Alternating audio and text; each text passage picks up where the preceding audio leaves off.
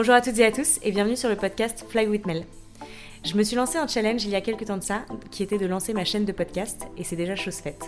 Je vous invite d'ailleurs à aller écouter mes 3 précédents podcasts qui racontent mes voyages et mes expériences à l'autre bout du monde. Aujourd'hui, je suis avec mes 2 meilleurs copains, Gauthier et Adrien, qui sont venus vivre ici l'aventure australienne avec moi. À la base, on est partis à 4 copains. On était aussi avec Jules, qui nous a quittés malheureusement un petit peu plus tôt que prévu. Ne vous inquiétez pas, Jules va bien, il est simplement rentré en France. Je vais profiter de mes 2 copains aujourd'hui pour qu'ils vous racontent à leur tour leur aventure australienne. Comment ils ont quitté leur banlieue parisienne après avoir fait une école de commerce et quelques années dans le domaine de la finance. Pourquoi est-ce qu'ils ont décidé de partir à la découverte du pays des kangourous ? Je ne vous en dis pas plus et je les laisse vous raconter leur aventure. Bonjour les garçons. Salut Mémé. Bonjour Mélanie. Merci beaucoup d'avoir accepté de venir prendre un petit peu de temps pour répondre à mes questions sur ce podcast. On va passer un bon moment, je vous le promets. On fera pas de rap aujourd'hui, mais on va juste parler de vous et de votre aventure. Vous êtes prêts ? Avec plaisir. Yes. Alors, bon vol. Donc tout d'abord, j'aimerais que les auditeurs vous connaissent un petit peu plus et puissent visualiser qui vous êtes. Est-ce que vous pouvez vous présenter brièvement ? On va commencer avec toi, Gauthier. Alors moi c'est Gauthier, donc j'ai 28 ans. J'ai grandi dans la banlieue parisienne plus précisément. Je suis diplômé d'une école de commerce en Master 2 Finance. J'ai commencé un premier job en finance durant 6 mois, juste avant de partir en Australie. Voilà. Super, merci Gauthier. Et du coup à toi Adrien ? Adrien, 28 ans, quasiment tout pareil, master en corporate finance. J'ai taffé 1 an et demi, 2 boîtes différentes. J'ai fini donc avec une expérience en banque qui s'est mal finie et c'est pour ça que j'ai décidé de partir en Australie. Merci les garçons.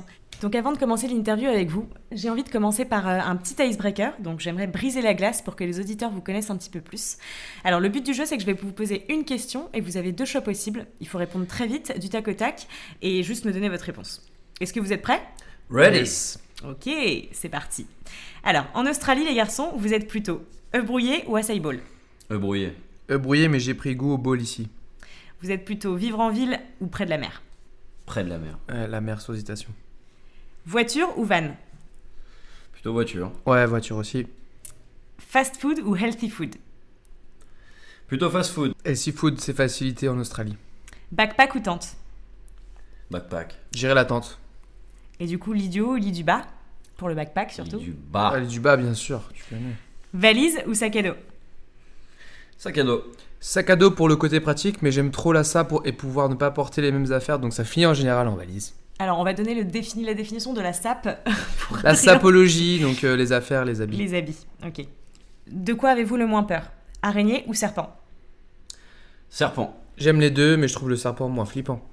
After work bière ou after work gym ? Bière. Gym et puis bière. Ok, on a fini l'icebreaker. J'ai juste 3 dernières petites questions à vous poser avant de commencer. Si je vous dis le truc que vous avez le plus mangé en Australie ? Du poulet. Poulet. Aux hormones. Du poulet aux hormones. Est-ce que tu veux nous en dire un petit peu plus, Adrien ? Oui, la législation fait que en fait ici les poulets sont élevés aux hormones, du coup c'est ce qu'on mange. D'accord. Est-ce que tu recommandes de manger du poulet ? Nope. D'accord. Merci à toi. Est-ce que vous avez un objet que vous utilisez tous les jours qui vous lâche pas ? À part la brosse à dents, enfin j'espère que vous l'utilisez tous les jours, mais du coup à part ça ? Une paire d'écouteurs. Moi je dirais le thermos au café et ma petite casquette de taf que je lâche jamais. Et du coup on termine par le mot australien que vous utilisez le plus. Je dirais bro. Qui veut dire ? Qui veut dire frère. Merci. Et moi mate, c'est le mot le plus utilisé en Australie, il est super polyvalent et il va aussi bien pour les mecs que pour les filles. Et ça veut dire ? Mon pote quoi. Mon pote, Ouais. collègue, whatever. Super. Merci les gars, on est parti pour l'interview. Pour commencer, ma première question, c'est vraiment de savoir pourquoi est-ce que vous avez décidé de partir ? Pourquoi avez-vous décidé de quitter votre petite routine en banlieue parisienne, vos boulots respectifs, pour partir à l'autre bout du monde, en Australie ? Je vais commencer. Allez Gauthier. Alors du coup pour ma part, j'ai commencé un premier boulot donc après mon école de commerce. C'était sympa mais ça m'a pas plus plu que ça et j'avoue que mon petit quotidien d'aller au boulot, métro boulot dodo en gros tous les jours ça m'a direct un petit peu gavé. Puis j'avais toujours eu en tête un peu de bouger en Australie, enfin en tout cas de faire un voyage assez lointain et puis pour une bonne durée. Du coup, je me suis laissé tenter, on en a parlé à 4, on s'est tous chauffés et voilà. Moi, Donc l'Australie, tu y pensais déjà depuis longtemps ? J'y pensais déjà depuis un petit moment, ouais, et puis voilà, j'avoue que j'avais envie de faire un petit break avec Paris et le travail. Et le fait que du coup, nous, on soit là pour partir aussi en même temps que toi, ça t'a beaucoup motivé parce que tu serais pas parti seul. Bien. Je pense pas que je serais parti seul comme ça, non. J'avoue que ça m'a beaucoup motivé, Ouais. puis voilà. Ok. Alors pour moi, pour ma part, donc c'est l'envie de faire une pause après un long cursus scolaire qu'on a quasiment tous. Et on te pousse vers des orientations qui sont en général limitées et souvent loin de la réalité du terrain. Donc tu te retrouves avec un job, en fait tu sais même pas pourquoi tu fais ça. Et du coup je me suis dit que ouais, j'avais envie de partir en Australie, de profiter parce qu'on fait 5 ans d'études et même avant le bac ça fait beaucoup sans réelle pause. Donc prendre un temps pour soi, donc première motivation. Et puis ensuite j'ai travaillé 1 an et demi donc en finance, assurance crédit et banque. Et puis ça s'est soldé par une expérience un peu négative. Donc je me suis dit que j'en avais un peu ma claque et pourquoi pas ouais, tenter sa chance à l'étranger. Et c'est là où je vous ai motivés tous. C'est vrai que c'est parti de ton idée. Voilà, et je vous ai dit les gars on est partis et vous avez pas trop effectivement attendu. On a suivi. Exactement. C'est un peu ton ras-le-bol de vie qui a fait qu'on est tous arrivés ici finalement, j'ai l'impression. C'est un peu ça, ça pour tout le monde en fin de compte, hein, quelque part. C'est vrai. Ok, bah super. Et du coup, t'avais vraiment pas peur de partir et de tout quitter, toi, parce que toi, t'étais vraiment... Non, du tout. Ça m'avait poussé vers l'extérieur de fou. Je me suis dit, c'est un signe, ce que tu veux, genre, il y en a marre, vas-y, il faut bouger, quoi, en gros. Mais est-ce que si on n'avait pas dit oui, tu serais parti tout seul quand même ? Tout seul, je sais pas. Avec au moins un compagnon de route, ouais. Au minimum, ouais. Au moins un compagnon. Ok. Alors, je vais parler d'un truc que nous, les filles, c'est assez important pour nous de savoir. Maintenant, vous, les mecs, c'est vrai qu'en général, vous partez pas très chargés. Mm-hmm. Mais justement, est-ce que vous êtes partis avec des valises remplies ? Moi, je me souviens plus de ce que vous aviez. Je sais que moi, c'était un peu galère de faire le tri. Mais vous, est-ce que vous étiez partis avec des gros backpacks, des grosses valises ? Enfin, je pense que les gens qui ont envie de voyager, notamment les garçons, souvent, c'est aussi quand même une question qui revient. Qu'est-ce qu'on met dans sa valise ? Et est-ce qu'on part chargé quand on part à l'autre bout du monde ? Bah alors, on va à l'Australie égale backpack en général parce qu'on se dit qu'on va bouger, road trip et compagnie, on a besoin d'être super flexible et bouger en tout temps. Mais en fait, on se rend compte, en tout cas pour moi qui aime bien tout ce qui est SAP et tout, c'est de pouvoir s'habiller, de pouvoir avoir plein d'affaires différentes. Et bah c'est pas évident. Donc moi j'ai fait le mix, backpack plus valise et là j'étais plutôt bien. Ouais. Et toi Gauthier ? Moi pour ma part c'était backpack, donc j'ai pris le plus gros modèle de backpack direct. Comme ça j'étais sûr de pouvoir emmener tout ce dont j'avais besoin. Parce qu'en gros moi avant de partir j'ai quitté mon appartement et j'ai tout revendu. Donc je suis parti juste avec ce qui me restait. Ouais. C'est-à-dire toute ma vie quoi, entre guillemets. Est-ce qu'il y a des trucs vraiment indispensables à mettre dans sa valise ? Vraiment indispensable. Moi je me souviens du chargeur solaire que tu voulais absolument avoir avant de partir. Ouais, tout ce qui est batterie portative, chargeur en tout genre. Marché, au final. Après il y a quoi ? Il y a les enceintes. Ce qui est enceinte, tout ce qui est électronique en fin de compte on s'en sert beaucoup. Malgré le fait qu'on pense qu'ici c'est un peu la wildlife et compagnie, ouais, on s'en sert quand même beaucoup. L'ordinateur peut-être un peu moins qu'à Paris, mais enfin quand même. Voilà, tout ce qui est électronique. Il y a une petite trousse de secours quand même, avec quelques médocs, c'est quand même cher ici et tout, c'est le minimum à prévoir. Ouais. Ça c'est clair, trousse de secours impérative. D'accord. Est-ce que vous avez envie de me décrire un peu votre arrivée sur place ? Quand on est arrivé à Bondi, du coup là c'est vraiment de votre côté à vous. Qu'est-ce que vous avez ressenti, les premières émotions juste en arrivant à Bondi Beach ? C'était particulier, honnêtement. C'est un peu dur à décrire comme émotion, mais ouais, c'est vachement de découverte. C'est que des nouveaux paysages, que des nouveaux gens de partout, une mixité de malades. Donc, perso, ouais, c'est un peu dur à décrire. Mais c'était vraiment positif. Ouais. Et ouais, c'est la petite folie. T'as envie de faire la fête tout de suite. T'as envie de. Voilà. Ouais, et puis on avait une mixité entre la plage et la ville qui était assez surprenante, on n'avait pas vécu ça, donc c'était vraiment le point positif quand on est arrivé, on avait plage et en même temps ville. Ouais. C'est vrai. Et c'est vrai que les premiers jours, on était installés en backpack, mais après, vous êtes installés, donc c'était pas ensemble d'ailleurs, on s'est un peu disloqués. En colocation, comment ça s'est passé, les recherches d'appartements ? Est-ce que c'était facile ? Est-ce que c'était compliqué ? Est-ce que vous avez des conseils à donner ? Alors franchement, c'était pas simple parce qu'en gros, en fait, on est arrivé vraiment dans la période de début de l'été. Donc c'est la période où surtout à Bondi, là, on s'est installé au début, il y a énormément de backpackers, il y a plein de gens qui arrivent. Donc t'as des turnovers de malades, que ce soit au niveau des colocations, des hostels et compagnie, c'est une galère.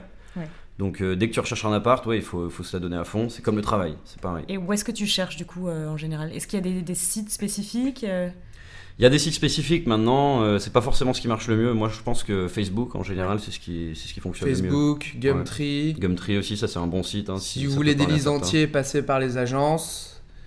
Les agences, c'est pas mal aussi. Et après, si vous connaissez du monde sur place, en général, il y a des places qui se libèrent et du bouche à oreille. On peut trouver des places, c'est ce qu'on fait aussi, quoi. D'accord. Est-ce que vous avez des conseils pour l'installation les premiers mois ? Est-ce qu'il y a des choses dont vous vous rappelez ? Parce que je sais que maintenant, ça fait quand même plus d'1 an et demi, 2 ans là, qu'on est arrivé pour s'installer. Est-ce qu'il y a des choses dont vous vous rappelez que vous auriez aimé qu'on vous conseille pour ne pas faire la même erreur ? Ou pour quelqu'un qui arriverait demain en Australie, qui vient d'arriver, est-ce que vous avez des conseils à lui donner ? Alors je pense que déjà il faut bien se centrer sur le fait qu'il faut s'ouvrir à fond. Mais quand tu dis s'ouvrir, c'est que du coup il faut revoir tes critères, entre guillemets, il faut pas avoir des critères trop élevés. Pas trop élevés, il faut pas être fermé non plus. Voilà, il faut savoir s'ouvrir un peu à tout. Et à tout le monde d'ailleurs, c'est pareil. Ouais. Donnez-vous les options de chercher et faites beaucoup de visites. Et ensuite choisissez le meilleur. Ouais. Ok. Et du coup, en colocation, comment ça s'est passé, vous ? Du coup, je sais qu'on était aucun de nous n'était ensemble. Enfin, toi, Gauthier, t'étais avec Jules, qui est du coup ton frère jumeau. Comment ça s'est passé, toi, avec tes colocs ? T'étais en coloc avec des Français ? Ouais, j'étais en coloc avec 2 Français qu'on avait rencontrés une semaine ou 2 avant. François et Valère, du coup. François et Valère, ouais. Donc petite dédicace. Voilà, petite dédicace, c'est ça. Un Lillois et un mec de Chamonix. D'accord. C'est super bien passé. En gros, on recherchait à peu près tous en même temps. On était un peu en galère et on a eu ce plan par Adrien d'ailleurs, qui avait trouvé un contact dans une agence, une française qui nous a bien aidé. Et elle nous a trouvé direct un appart. On l'a visité, puis on a kiffé, on l'a gardé. Et du coup, toi qui avais ton appartement à Paris, un petit peu tout seul, tranquille avec ton frère, ça te faisait pas peur de vivre d'un coup avec quelqu'un, de partager ton espace avec des gens complètement inconnus ? Franchement, non, ça me faisait pas peur. Déjà, je les connaissais un petit peu, et puis je savais qu'on s'entendait bien. Donc c'est vrai que parfois, quand c'est avec des inconnus que tu n'as jamais vus, ou dont tu n'es pas sûr, entre guillemets, ça peut faire un peu peur. Maintenant, moi perso, je suis assez ouvert à ça, j'ai pas trop de soucis en général à me faire aux gens. Donc, Et puis si ça l'avait pas fait, en vrai, en fait, t'aurais pu changer facilement. Bien sûr, si ça l'avait pas fait, j'aurais changé, c'est tout. C'est clair. Et du coup, toi, Adrien, ta coloc ?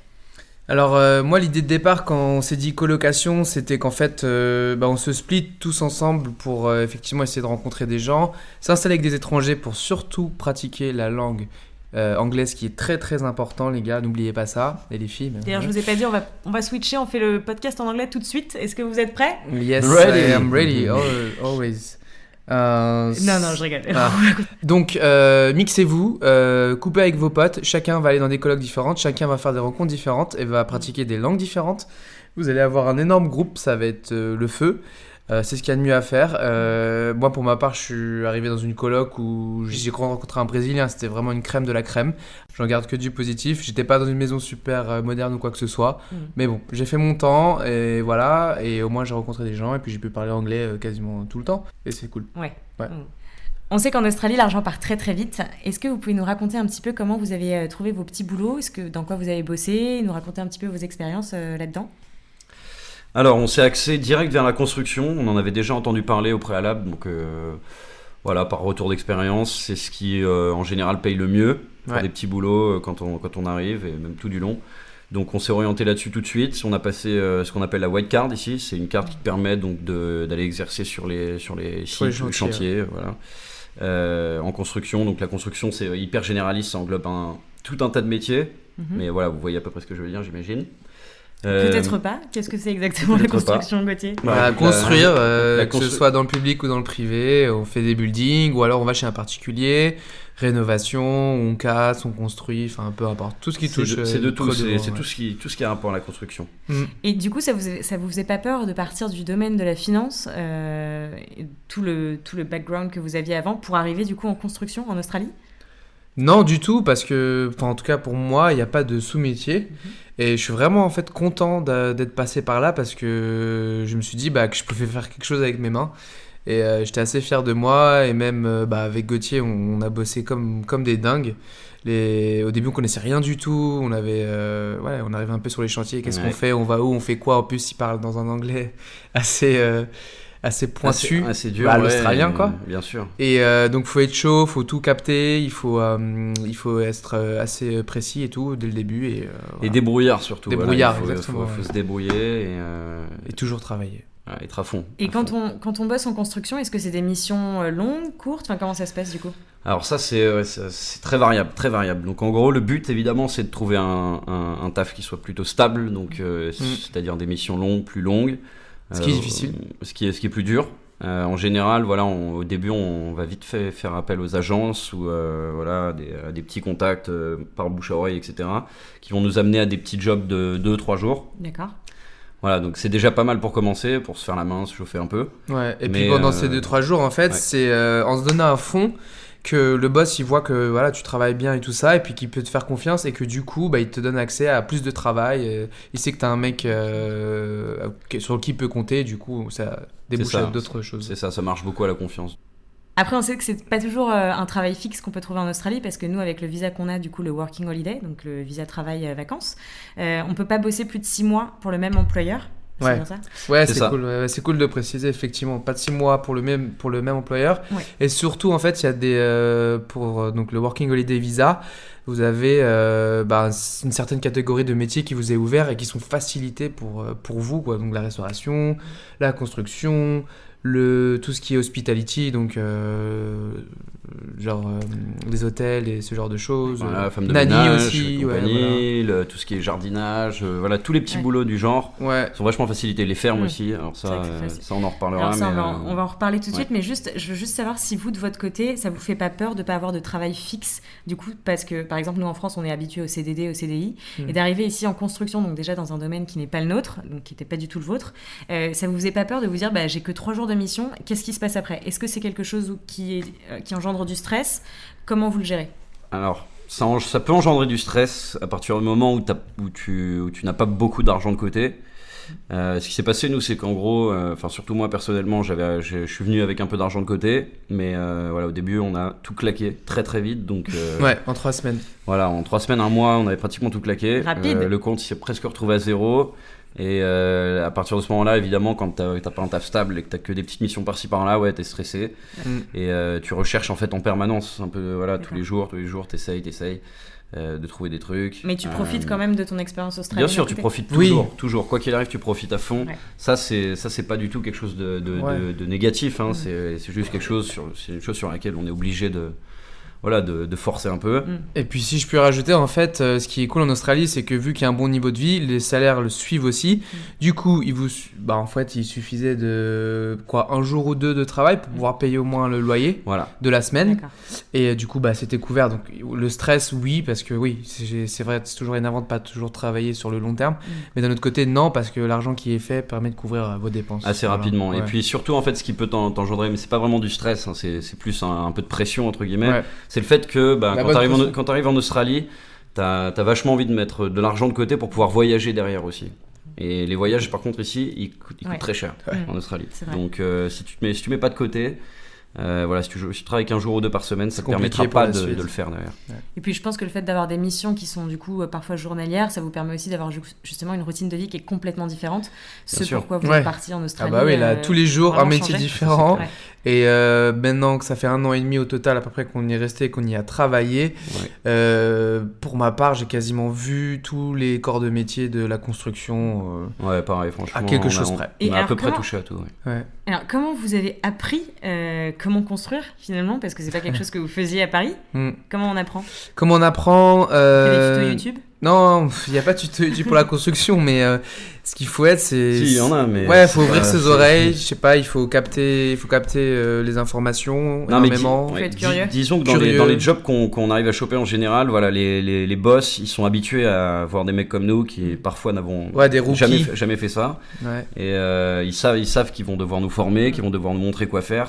Au début, c'est pas forcément compliqué, mais c'est surtout physique. Bah, les Avant premiers tout. jobs, en fait, on tombe mais généralement sur des trucs de nettoyage, cleanage, Ouais. mettre de l'ordre, voilà, sortir les... Ouais, c'est ça, porter, faire plein de trucs comme ça.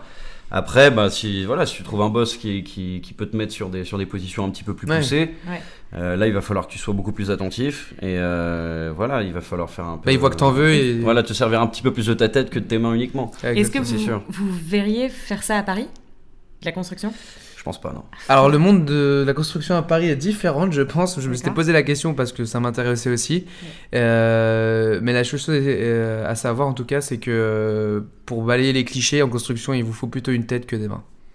Il nous faut plutôt une tête que des mains. Ouais, D'accord. ouais. C'est vrai. C'est pas un truc de bourrin du tout. Ok. Et on gardera énormément de temps à réfléchir avant de ce qu'on va faire durant la journée, plutôt que de déployer ses muscles à tout va comme Hulk Bien sur le sûr, bien chantier. sûr. Il y a un côté physique, mais c'est le mental avant tout. Non, déjà. il faut, ouais. Et puis Donc- c'est endurant. C'est et le tout. mental. Vous retenez quand même que vous avez appris beaucoup grâce à ces métiers de construction. Bien sûr. Ouais. Moi, ma On a maison, appris je vais la beaucoup. faire tout seul. On a appris Ah beaucoup. bah voilà. On attend de venir dans ta maison à Paris du coup, Yes. ou autre part d'ailleurs dans le monde. Gauthier, tout à l'heure tu parlais des fermes. Est-ce que tu peux nous en parler Ouais. un petit peu plus? Qu'est-ce que c'est les fermes en Australie? Comment on y atterrit? Pourquoi est-ce qu'on y atterrit? Alors les fermes, en gros, si on y atterrit en général, c'est parce que c'est quand on veut renouveler notre visa. Donc pour une deuxième année. De Working Holiday Visa. Voilà, du le coup. Working Ouais. Holiday, c'est le visa qu'on a tous eu. Ok. Et en gros, pour le valider, il faut réaliser donc en gros 88 jours de ferme effectif total. Donc en gros, derrière, t'es obligé de... Ce qui équivaut à 3-4 mois, c'est ça? Ce qui équivaut à 3-4 mois plus ou moins, oui c'est ça, sauf s'il y a des pauses, mais en général Ouais. c'est 3-4 mois. Donc tu dois bouger des grandes villes pour faire ça, parce que ça ne se passe pas dans les grandes villes. Et voilà, il faut partir dans ce qu'on appelle le bush ici, donc c'est la campagne australienne. Il n'y a pas la mer, il n'y a pas la plage, il n'y a rien. Voilà, en général. On a trouvé des Non. coins, Ouais. où tu étais un peu Non. en semi-bush, semi-plage, Ouais. mais c'est rare. Il faut D'accord. trouver les bons plans pour ça. Trouver les bons plans. Et du coup, c'est quoi la première ferme dans laquelle vous avez atterri? Les framboises. Alors c'est une ferme de picking de framboises en gros. Donc piquer, c'est donc Les cueillir. raspberry. Ouais. C'est la cueillette des framboises. Comment ça se passe? Alors ça se passe, en fait il faut Faut se lever tôt. alors il faut arriver déterminé, ça c'est clair. Tout le monde Ah ouais. est super déterminé aux fermes parce que Faut en c'est vouloir. comme ça, il faut en vouloir. Ouais. Donc t'arrives, tu trouves une accommodation le plus vite possible. Donc une accommodation, c'est du coup un logement. Voilà, un logement. Nous, ce qui était bien, c'est qu'en fait, on a trouvé un mec donc, qui nous fournissait l'accommodation plus le plan taf. Donc ça, c'était nickel. Ça, c'est le bon plan. On avait déjà tout en arrivant. Ok. Et on était dans une coloc, voilà, je crois, à 8, il me semble. Ouais, quand même 8. Ouais. C'est vraiment un vrai changement en fait. Ouais, c'est un Ouais. vrai changement, bien En sûr. ferme, ouais. c'est plus grand, plus d'espace, des Ouais. grandes maisons. Bien donc, sûr, voilà. Et alors Ça après. coûte beaucoup moins cher aussi. Ah oui, ça coûte. Ouais. Oui, c'est vrai que la vie coûte vraiment moins cher en ferme. Voilà, c'est pour ça qu'on peut beaucoup mettre de côté et que tu as même des gens, en dehors du besoin des 88 jours pour le visa, ils partent en ferme pour faire de l'argent uniquement. Ouais, Voilà. s'ils ont des bons plans. S'ils ont des bons plans. Parce qu'en général, quand même, il faut préciser une chose, c'est que l'argent ne veut pas être la première motivation pour faire les fermes. On va Non, plutôt non, non. aller chercher les jours. Si vous avez de la chance de tomber effectivement sur des fermes qui rapportent un minimum et qui pourraient être de mon côté, bah, c'est super. Voilà. Moi, je me souviens que je vous ai rejoint juste 2 semaines justement dans cette fameuse ferme de framboises. Ouais. Et ce dont je me souviens, c'était qu'il fallait qu'on se lève quand même très tôt, donc à 4h du matin pour aller piquer les framboises parce qu'il faut se lever tôt, ça. parce que sinon après il fait trop chaud. Exactement. sûr. Et C'est qu'on ça. était payé au gramme, parce que moi par exemple j'adore les framboises, et on est payé au gramme qu'on rapporte. C'est-à-dire que si on est là pour manger les framboises, finalement on gagne pas de sous. Ouais, Ah non, mais ça, c'est sûr. à quelle heure tu vas aller faire des tafs en ferme pour Non, mais- manger la moitié de ta récolte? Voilà. Il y en a qui grignotent, hein. Mais... Oui, tu Mais peux c'est vrai. grignoter, bien sûr. Est-ce que vous avez trouvé ça dur? Dur, non. Je pense pas que ça peut être dur physiquement. C'est juste qu'en fait, si vous voulez, sur cette ferme-là, il y avait un quota de performance, tout simplement. Et il fallait, en fait, de semaine en semaine, de jour en jour, s'améliorer sur la quantité de raspberry qu'on ramassait, de framboises. Et au final, bah, c'est un peu comme dans Secret Story. Genre, les gens étaient éliminés chaque semaine. Merci Fin de pour la semaine. référence. Ouais, bon, chaque semaine, performance, hop, allez, tout le monde, toi tu dégages, et ainsi de suite. Donc c'est plutôt Ouais. ça qui était effectivement stressant et dur. Ouais, t'as une concurrence de malade en fait.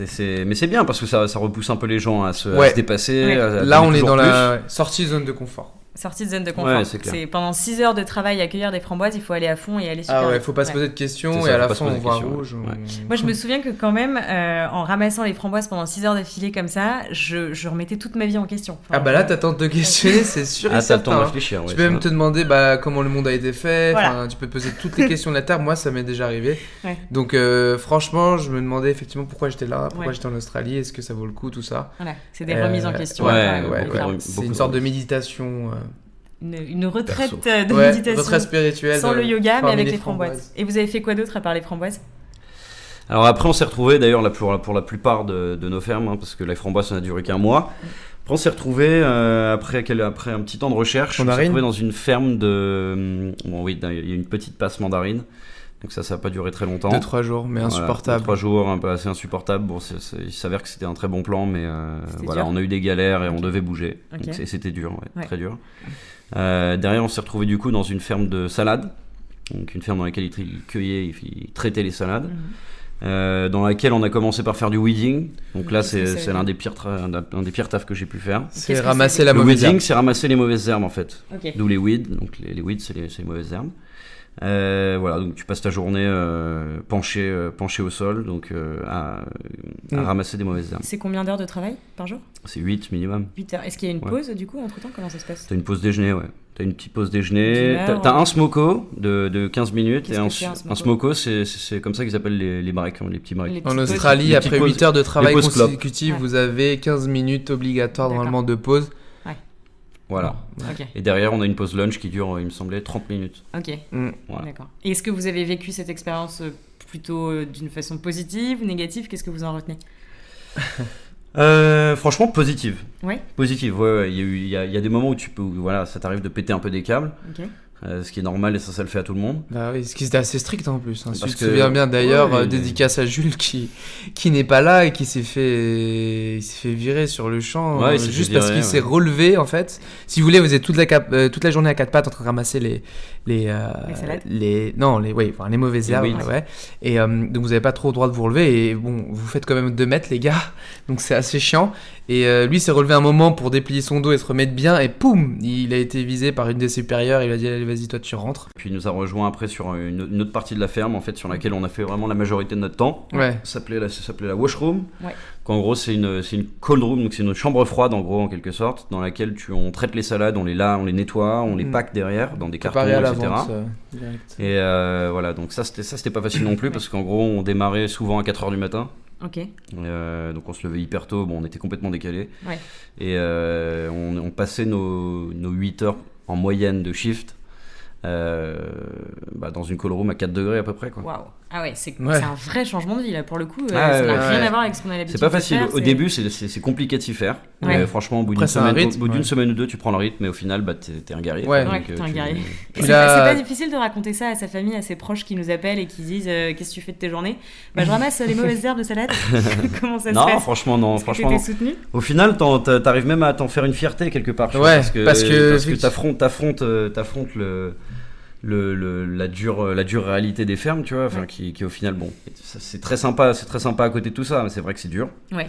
Et du coup, après, quand tu fais tes courses, tu sais qu'il y a eu un vrai travail derrière. Voilà, il y a eu tes un vrai fraises travail ou tes derrière, c'est salades. ça, et tu Ou pas. mets de l'argent de côté, Ouais. aussi, et ça c'est quand même l'un des objectifs qu'on se fixe quand on y va. Tu mets de l'argent de côté parce que c'est moins cher et surtout qu'il n'y a rien à faire autour des T'as fermes. pas quoi. grand chose à faire Ouais. autour. Ouais. Il n'y a pas de Donc, bar, de resto, enfin il y a quelques Non. petits trucs, mais c'est des quelques-uns, beaux mais c'est Mm. des petits oui, c'est pas très fréquenté. Bon, Ouais. voilà, après ça dépend des fermes vraiment. T'as des fermes dans lesquelles tu vas te retrouver avec plein d'autres jeunes, donc tu vas pouvoir faire plein de rencontres, des soirées, ce que tu veux, faire la fête. Ouais. faire la fête si tu veux. Alors ça, c'est quand même le côté vachement positif des fermes. Ouais, c'est le côté positif des fermes. Tu Voilà. crées des liens forts avec les gens qui sont là aussi. Bah ouais, parce qu'en fait, on Ouais. en chie tous ensemble. Du coup, on se sent un peu soudés là-dessus.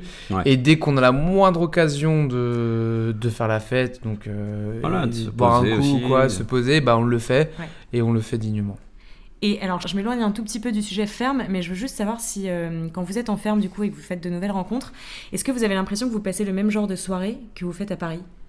Est-ce que vous avez Ouh, le pas même du genre de tout. discussion? On a des Comment- milieux. Pas du tout, parce qu'en gros, personnellement, moi à Paris, c'est pareil pour Adrien, hein, on a un groupe de potes et on est souvent tous ensemble, mais genre, des rencontres extérieures, entre guillemets, on n'en fait pas beaucoup finalement. Ouais, des belles rencontres, c'est pur. Voilà, et là, ce qui se passe, c'est que t'as un turnover de malade, donc tu rencontres des gens différents à peu près tous les jours, Mhm. plein de nouvelles rencontres Ouais. venant de partout dans le monde déjà, mais bon, il y a beaucoup de Français, faut savoir, aux fermes, mais voilà, que ce soit déjà partout en France, c'est déjà pas mal. Du coup, ça t'enrichit Et, quand même pas mal. ouais, c'est- Oui, puis enrichit l'état beaucoup. d'esprit est différent. On est là en ferme, en Australie, à l'étranger, on est en galère. Bien sûr. Donc du coup, on essaie de se souder. on se Bien serre les sûr, coudes. et puis tout le monde est beaucoup ouais. plus ouvert en fin de compte, c'est-à-dire qu'il y a des gens avec lesquels t'aurais jamais cru, Ouais. Et tu te serais jamais vu même parler, ou voilà. c'est clair, et puis il n'y a plus devenir d'histoire de je viens de Paris, je viens de Marseille, je viens de Toulouse, je sais pas quoi. Ah.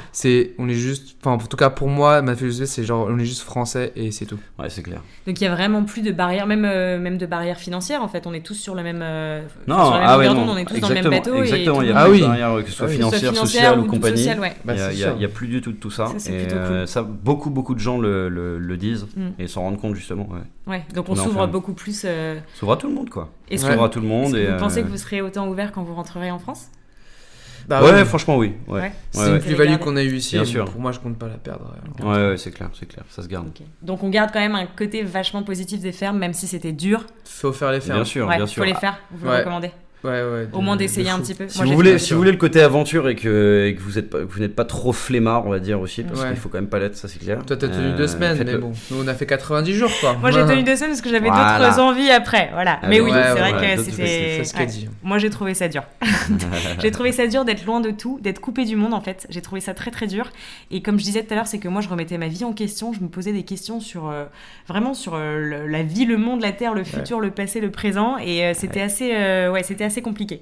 Donc j'ai préféré arrêter au bout de 2 semaines, mais vous êtes des vrais guerriers pour moi. Je vous félicite, les gars. C'est dommage parce que tu commençais à t'améliorer et tout, t'étais pas trop bien classé avec les Afghans et tout ça. Bien sûr. Une prochaine fois, une prochaine. Une prochaine, dans une autre vie. On va parler un petit peu de la langue, parce que c'est vrai qu'on part en Australie, on part à l'autre bout du monde, c'est aussi quand même pour s'enrichir au niveau du langage. Bien sûr. Est-ce que vous avez l'impression, déjà, est-ce que vous parliez anglais avant de venir ? Yes, for sure. Ouais, perso, j'avais déjà un niveau plutôt correct, plutôt pas mal, ouais. Mais tu te débrouillais vraiment bien. Je me débrouillais bien. Après, en fait, c'est ce dont je manquais, c'est plus de la pratique directe et avoir le cran de le faire, parce qu'en fin de compte, pas tout, mais une bonne partie de la pratique de ton anglais derrière, ça repose aussi sur la confiance en toi, en ton anglais, et voilà, savoir se bouger, se lancer, quoi. Pareillement pour ma part, je maîtrisais plutôt bien l'anglais. J'avais fait de l'Erasmus pendant 6 mois en Suède et il faut savoir que là-bas ils parlent tous quasiment anglais. Donc là j'ai pris, à partir de là en fait j'étais assez solide en anglais, toujours regarder mes films en VO juste avec des sous-titres aussi en anglais. Pas mal. J'ai continué jusqu'à aujourd'hui, la musique en anglais, on baigne dans tous les cas dans une culture anglo-saxonne. Constamment. Donc voilà, et quand je suis arrivé ici, j'étais encore plus content de pouvoir la pratiquer quasiment au quotidien. Et du coup, après 1 an et demi ici en Australie, vous avez l'impression d'avoir progressé en anglais ? Ouais, je pense avoir progressé, c'est clair. En fait, tous les basiques, personnellement, je les avais. Maintenant, c'est plein d'expressions, c'est plein de manières de tournures de phrases aussi qui en fin de compte sur le terrain, c'est là que tu. Et le fait de pouvoir discerner l'accent des gens, comment ils parlent, qu'est-ce qui va, et ton oreille en fait s'adapte au fur et à mesure, et ça c'est pas mal. Donc du coup notre oreille est rodée. Même si l'accent australien est complètement différent. Très dur. C'est l'un des plus durs. Mais on s'y fait finalement. Enfin moi j'ai l'impression qu'on s'y fait. Mais c'est l'un des plus difficiles du monde parce qu'aux USA par exemple les Américains ne comprennent pas trop les Australiens. Ouais. Donc ils sont assez particuliers dans leur genre et ils vont pas faire forcément d'efforts envers vous les premiers jours et tout. Donc c'est parce qu'ils sont chez eux bien sûr et voilà. Ok.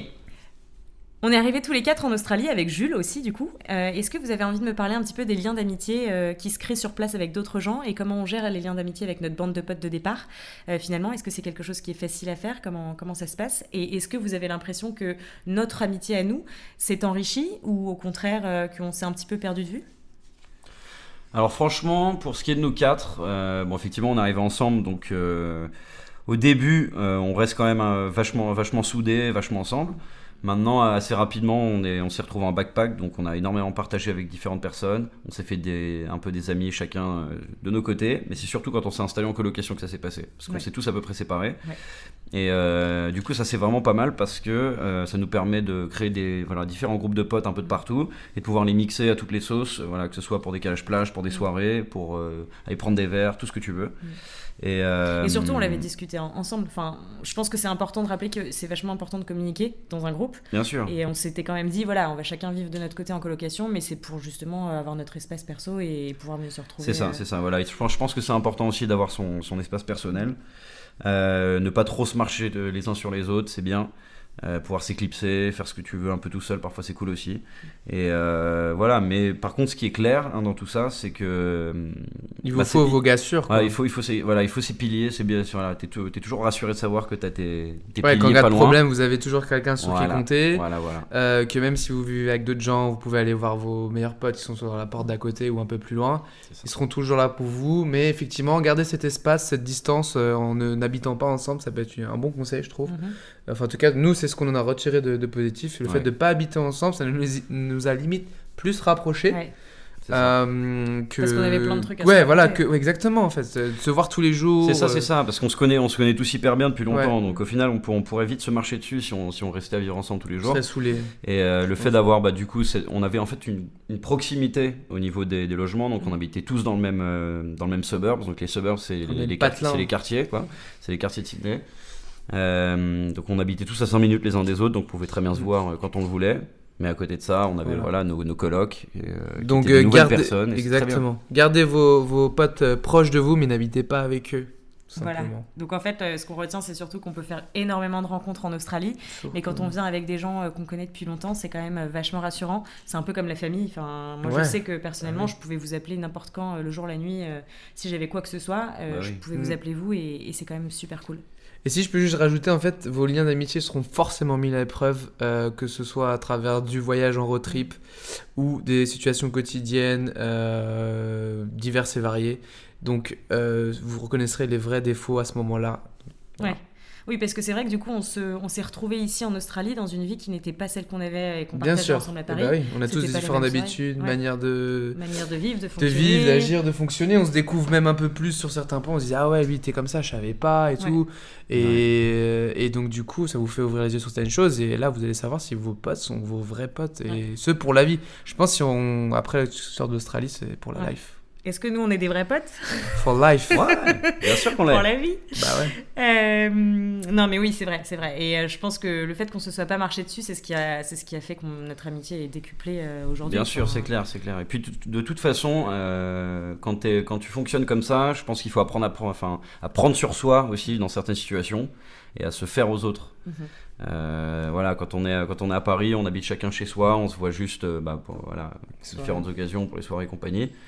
Là, c'est différent. Là, tu peux te voir à tout moment. On ça fait peut nos être, machines à laver ensemble. faire tes machines ensemble, le ménage ensemble, Ouais. la bouffe ensemble, tout. Donc on peut vite se marcher sur les pieds. Il faut respecter les gens. Et voilà. Est-ce que vous avez quand même une rencontre chacun qui vous a marqué en Australie? Si vous deviez me donner un nom ou alors juste une rencontre qui vous a vraiment touché? Pour ma part, j'aurais pas vraiment un nom à donner comme ça. Moi, c'est tout le groupe qu'on s'est fait à Bondi. Tous ceux qui constituaient la coloc du bonheur, comme on l'appelait. C'est quoi la coloc du bonheur? C'est la coloc que j'ai eue avec mon frère et nos deux potes Valère et François. Ouais. Coloc dans laquelle on faisait à peu près toutes nos soirées, tous les squats, tout ce qu'il y avait de bon à faire se faisait là-bas. Voilà. D'accord. Et du coup, il y avait tout le temps des allers et retours là-dedans. C'est clair, il y a eu pas mal de choses, pas mal de belles histoires. Ouais. Ok. Et toi, Adrien?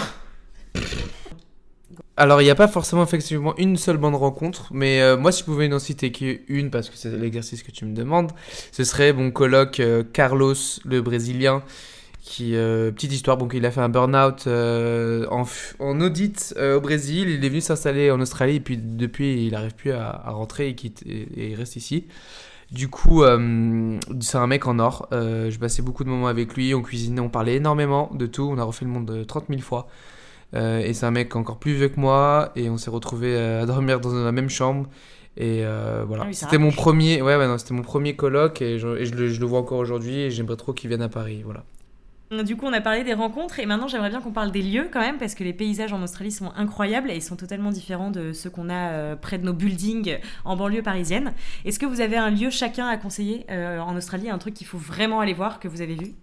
Un lieu, tout est à voir. Mais en tout cas, sachez une chose, c'est qu'il vous faudrait 20 ans pour visiter toutes les plages de l'Australie si vous faisiez une plage par jour. D'accord, Ma petite anecdote. très bien. Et moi, je dirais Ta plage préférée, c'est quoi? Yam Beach. Ça se dit, D'accord. mais bon. C'est où? C'est vers Jervis Bay, non? Ouais, c'est un peu plus dans le nord, c'est au milieu. Ouais. Très belle plage, propre, magnifique, eau turquoise. Ok. Et toi, Gauthier, du coup?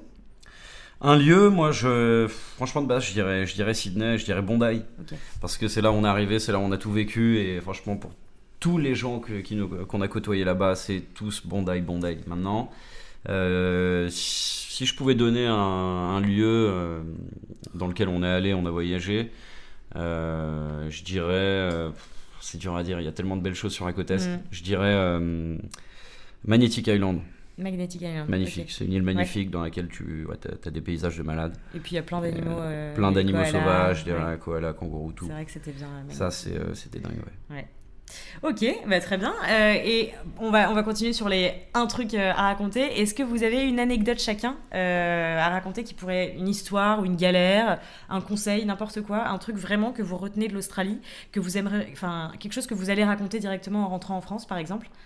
La voiture qui nous a claqué entre les mains en revenant, c'était une galère. Ouais, la On a voiture fait, qui nous tu a te souviens, on a claqué. fait tout le nord, on l'a poncé la voiture jusqu'au nord, on est revenu et 2 heures avant d'arriver à Sydney et de rentrer même en France, donc de boucler la boucle si vous voulez, la voiture nous a canné dans les mains 2 heures sur l'autoroute. Voilà, une anecdote comme ça. Et comment on fait pour remédier à ça? Comment on fait? On appelle une dépanneuse, on négocie le prix parce qu'ils vont essayer de vous entuber.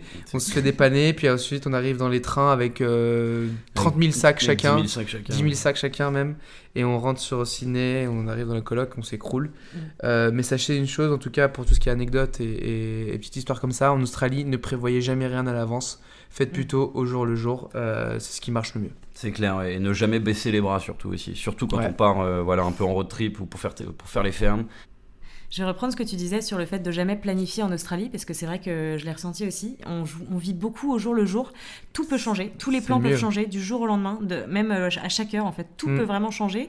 Le fait qu'on ait des rencontres constamment, ça peut nous faire changer nos plans de la journée. Le fait qu'on ait des boulots pas forcément fixes, ça peut nous faire changer nos plans de la semaine.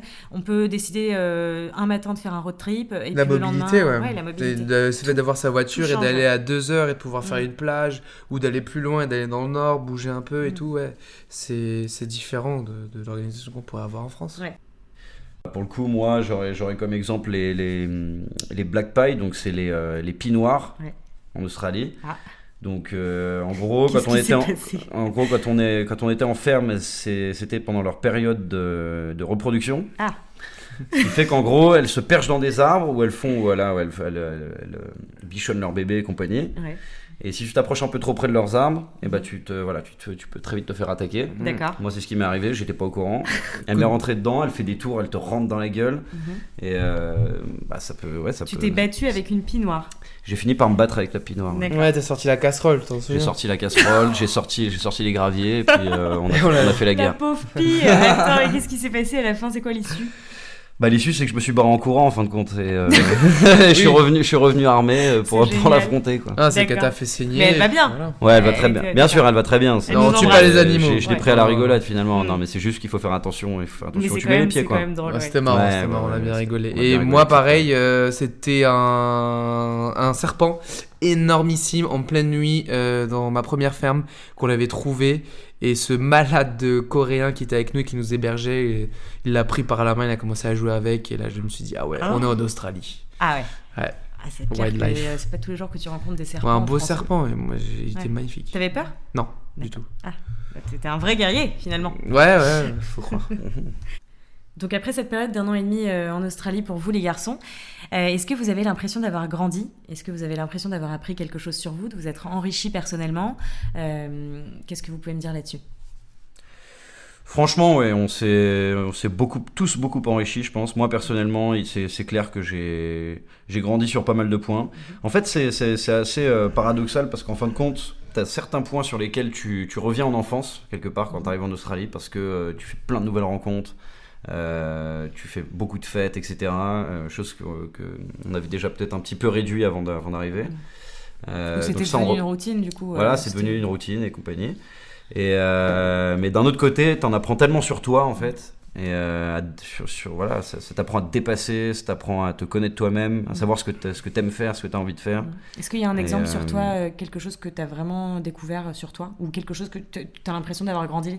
Alors disons qu'à la base, ça m'a apporté une beaucoup plus grosse ouverture d'esprit, ça c'est clair et net, parce que t'arrives, tu t'ouvres à tout le monde, tu fais énormément de rencontres, ça c'est sûr. Maintenant, à plus long terme, ça m'a apporté, ça m'a, on va dire, aidé un peu à me stabiliser dans mon quotidien, je pense, et surtout à mener une vie un peu plus saine finalement, et avec moins de stress, parce que c'est voilà, ici t'as pas le stress de Paris, donc ça t'aide aussi à ce niveau-là, et je pense que derrière, aussi à travers tous les tafs que j'ai pu faire, ça m'a appris un peu à vaincre, et je veux dire à me dépasser. Et au retour à Paris, je pense que quand je vais me remettre au travail, etc., ça va m'aider. Ouais. Ça va Tu penses m'aider que tu à être géreras plus- le stress Ouais, différemment. ça va m'aider à être plus fort face Ouais. à ça et à être, D'accord. voilà, Être plus, un vrai guerrier face au travail. à être un vrai guerrier, c'est ça. Toi, Adrien, du coup, t'as l'impression d'avoir grandi, d'avoir appris quelque chose sur toi? Ouais, alors grandir en taille, non, parce que je reste toujours aussi petit, ça c'est sûr. Le poulet Mais, aux hormones ne fait pas grandir. Ah non, ouais, non, ça m'a fait m'élargir seulement, mais en tout cas, sur un plan, dans tous les cas personnel, ce voyage était franchement amazing, comme on dirait. Beaucoup de développement personnel, très positif, dépassement de soi, sortie de zone de confort. Je me suis mis dans une comment on peut dire ça, dans une hygiène de vie que j'avais jamais eu auparavant. Je contrôle ce que je mange ce que je veux, je mange bien. Effectivement, ouverture au niveau des personnes aussi. J'étais quelqu'un de très timide avant. Je le suis encore moins aujourd'hui grâce à ça. Ouais. Et j'en suis vraiment heureux. Aussi au niveau du taf, je sais que voilà, en fait, dans tous les tafs que j'ai fait, quasiment les gens étaient satisfaits de moi. C'est pour ça qu'ils ont voulu continuer à travailler avec moi. J'ai fait différents métiers qui n'ont pas eu forcément lien avec la construction aussi. Hein. J'ai travaillé aussi dans le milieu de l'automobile, qui n'avait rien à voir. Voilà, par exemple. Et effectivement, sur tous ces plans-là, je me suis dit que je pouvais être polyvalent et que c'était encore des plus qu'on pourra effectivement ramener à Paris avec nous. Et d'ailleurs, en parlant de Paris, on parle de Paris parce que nous, c'est de là où on vient, mais pour vous qui avez envie de voyager et qui ensuite reviendrez dans votre pied-à-terre d'origine, vous les gars, est-ce que vous avez peur d'être en décalage avec nos potes de France ? Est-ce que vous avez peur d'avoir tellement changé et tellement grandi que vous allez être complètement différents ? Peur. Alors oui, bien sûr, j'ai peur qu'il y ait un décalage parce que quand même on change de pays, on change de culture, on change de manière de vivre, le quotidien n'est pas le même, on change de métier et du coup sur ces bases-là, quand on revient en France, il y a un décalage qui se crée. Déjà nous on se remet en question qu'est-ce qu'on a envie de faire de notre vie, est-ce que le milieu par exemple de la finance que nous on avait choisi, est-ce que c'est le bon ?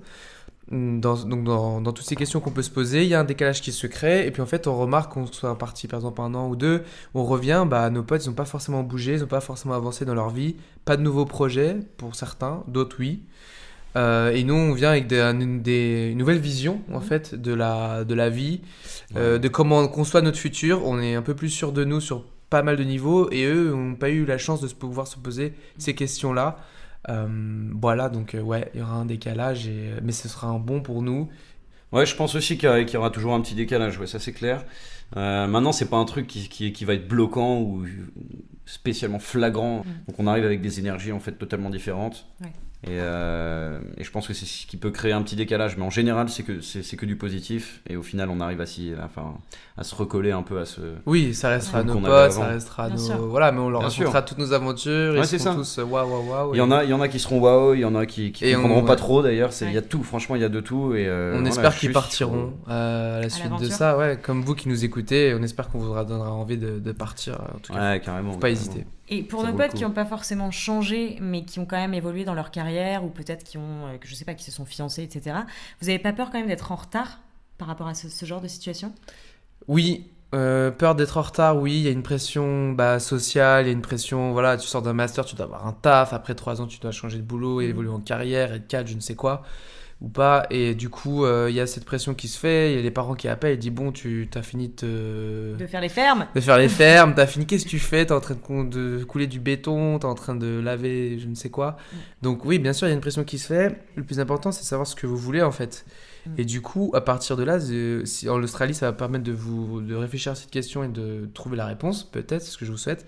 Et une fois que vous savez ça, il n'y a rien qui peut vous déstabiliser. Donc on s'en fout des carrières, on s'en fout des masters. Le principal dans tout ça, c'est de savoir ce qui nous rend heureux et de pouvoir le faire. Ouais. Voilà. Du coup, juste pour remettre un petit peu dans le contexte, après 1 an et demi de voyage en Australie, vous avez finalement décidé de rentrer en France et de reprendre votre vie française. Est-ce que vous appréhendez le retour ? Alors ouais, il y a un peu d'appréhension, ça il faut l'avouer. Je pense que c'est le cas pour tout le monde. Il y a de l'appréhension parce que on quitte en fait une nouvelle zone de confort dans laquelle on s'est mis en fin de compte. C'est un peu ça. Et puis voilà, on rentre, on reprend à zéro quoi. On reprend à zéro à tous les niveaux. Il va falloir se réinstaller, il va retrouver un travail à nouveau. Ouais. Et ça va être chaud. Moi, c'est Mais ce que ça je va le pense. faire. Mais ça va le faire. Il faut y aller plein d'énergie et être chaud. Et surtout, comme vous disiez, c'est que vous arrivez avec plein de nouvelles énergies et avec des nouveaux yeux. Et que du coup, vous allez faire les choses différemment. Bien sûr, c'est ça, c'est ça. C'est clair. Est-ce que je pourrais rajouter à ta question, c'est que je me souviens plus du tout c'était quoi la question. Non, comment ça Putain, je voulais dire un peu de trucs et au moment où je voulais prendre la parole, j'ai oublié ça. La question c'était, est-ce que tu appréhendes ton retour ? Alors pas du tout. En fait, l'Australie, il y avait un autre avantage que ça m'a permis de développer, c'est la culture de relax. Donc, je me soucie pas trop de ce qui va arriver. Du moment que je suis bien avec moi-même, je suis en phase et que je sais ce que je veux, je sais où je vais, ça ira forcément dans la bonne direction. Donc j'appréhende un tout petit peu parce que oui, bien sûr, il va falloir rentrer, trouver un nouveau taf et tout, comme dit Gauthier. Je le rejoins là-dessus. Mais d'un autre côté, non, parce que je suis dans un nouveau mood, un nouvel optique qui fait que je pense attirer les bonnes choses et je vais faire ce qui va me plaire et je pense que j'excellerai. C'est tout ce que je me souhaite. Mais je te le souhaite. C'est tout ce qu'on te souhaite. Hein. Ouais, bah oui. c'est merde les frérots. Bon les gars, du coup, c'est bientôt la fin de votre aventure. Si c'était à refaire, est-ce que vous changeriez quelque chose ? Est-ce que vous changeriez quelque chose par rapport à votre installation ici, par rapport à tout ce que vous avez fait ou pas ?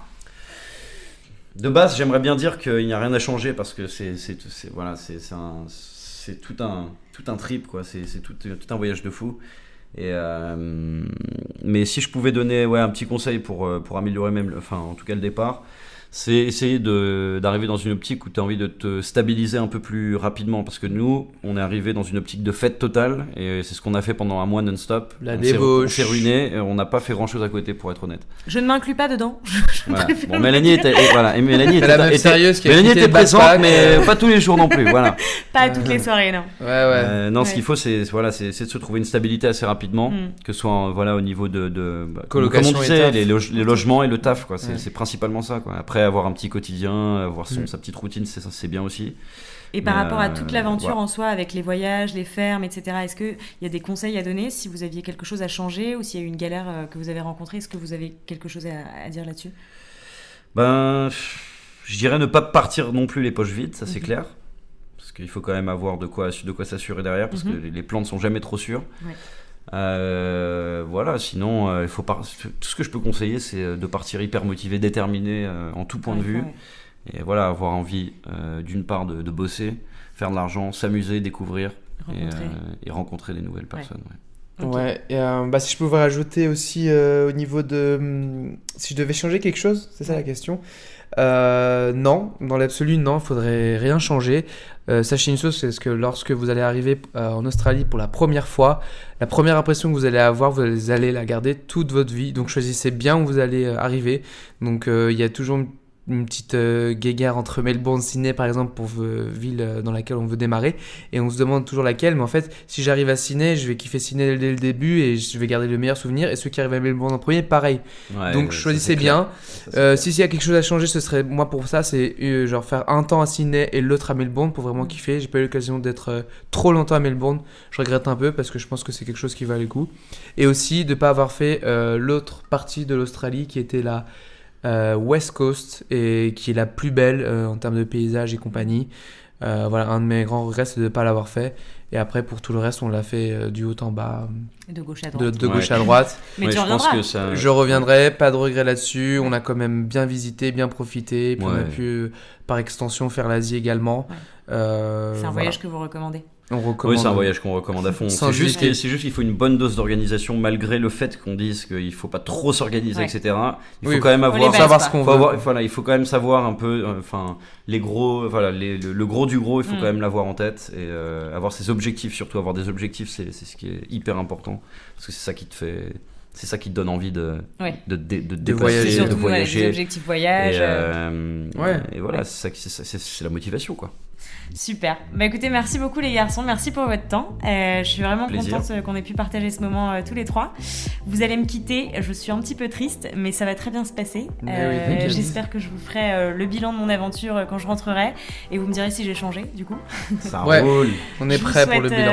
Bah oui. Yes. Je vous souhaite bonne route. Merci. Je vous souhaite un bon vol. Merci à toi aussi. Merci pour le voyage. Et à très bientôt. Merci. À très vite. Ciao. Ciao. J'espère que mon histoire vous a plu. N'hésitez pas à me faire vos retours. C'était vraiment une grande première pour moi. Bon, et puis la suite, vous la connaissez. Si vous aimez ce podcast, n'hésitez pas à le partager et à me mettre un petit like. Merci.